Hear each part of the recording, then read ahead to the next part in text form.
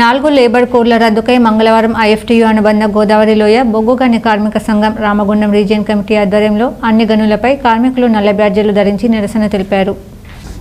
ఈ సందర్భంగా యూనియన్ రాష్ట్ర వర్కింగ్ ప్రెసిడెంట్ ఐకృష్ణ, రాష్ట్ర ఉపాధ్యక్షులు ఈ నరేష్ మాట్లాడుతూ మోడీ ప్రభుత్వం అనుసరిస్తున్న కార్మిక వ్యతిరేక విధానాలకు వ్యతిరేకంగా మే 20న బొగ్గు గని కార్మికులు నల్ల బ్యాడ్జీలు ధరించి లేబర్ కోడ్స్ ప్రతులను దగ్ధం చేయడం జరిగిందన్నారు.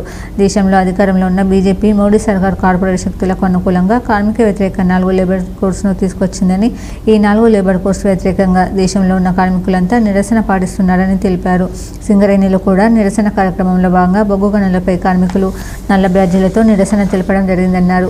4 లేబర్ కోడ్ల రద్దుకై జూలై 9న జరిగే దేశవ్యాప్త సార్వత్రిక సమ్మెలో కార్మిక వర్గం పాల్గొని మోడీ ప్రభుత్వానికి హెచ్చరికగా నిలవాలని కార్మిక వర్గానికి పిలుపునిచ్చారు. దేశవ్యాప్తంగా 4 లేబర్ కోడ్స్ వస్తే మనం ఇట్లా మాట్లాడుకునేటువంటి స్వేచ్ఛ లేదు, ట్రేడ్ యూనియన్ పెట్టుకునేటువంటి స్వేచ్ఛ లేదు, సమ్మె చేసేటువంటి స్వేచ్ఛ లేదు.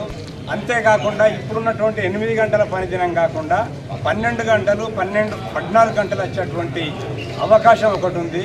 అంతేకాకుండా మనం సమ్మె చేసినట్టయితే ఆ సమ్మెకు నాయకత్వం వహించిన యూనియన్కు 3 నెలలు జైలు శిక్ష, ₹1,00,000 జరిమానా, ఈ రకంగా అనేక రకాలైనటువంటి సెక్షన్లు ఇందులో దుర్మార్గంగా తీసుకొచ్చారు. ఇవి మన దేశంలో ఉన్నటువంటి కార్మిక వర్గానికి ఉరితాళ్ళు. మనం ఇంతకుముందు కాస్తో కూస్తో మన సమస్యలపై డిమాండ్లపై మనం మాట్లాడుకునేటోళ్ళం, కానీ ఇవాళ అది పూర్తిగా రద్దు కాబోతుంది. ఈసారి మోడీ 3వసారిగా గెలిచిన ఈ సందర్భంలో ఖచ్చితంగా ఈసారి దేశంలో అమలు చేయాలని చెప్పి ఆయన కంకణం కట్టుకున్నాడు. అందుకు అనుగుణంగానే ప్రయత్నాలు చేస్తున్నాడు. కనుక మనం అందరం కూడా మళ్ళీ జూలై 9న జరిగేటువంటి సమ్మెలో పాల్గొందాం.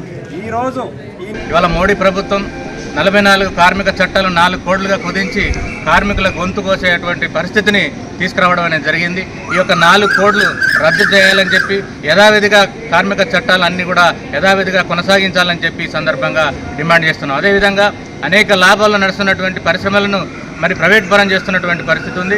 ఇవాళ బొగ్గు గనులను కూడా వేలం వేసే పరిస్థితి ఉంది. ఇవాళ బొగ్గు గనులు మన సింగరేణి నిర్వహించాలని చెప్పి సందర్భంగా డిమాండ్ చేస్తున్నాం. అదేవిధంగా అవుట్సోర్సింగ్ కార్మికులకు అందరికీ కూడా కనీస వేతనాలు అమలు చేయాలని చెప్పి సుప్రీంకోర్టు ఇచ్చినటువంటి తీర్పును సమాన పనికి సమాన వేతనం ఏదైతే ఉందో దాన్ని కూడా అమలు చేయాలని చెప్పి ఈ సందర్భంగా మేము డిమాండ్ చేస్తున్నాం. ఈ కార్యక్రమంలో ఐఎఫ్టీయూ రీజియన్ కార్యదర్శి ఈదుని రామకృష్ణ, నాయకులు జి మల్లేష్, ఐరాజేశం, ఎస్ ప్రసాద్, చింతల శేఖర్, ఎడ్ల రవికుమార్, ఎన్సి బాబు, పి ముండయ్య, సారయ్య, కిరణ్ సదానందం, సాంబయ్య తదితరులు పాల్గొన్నారు.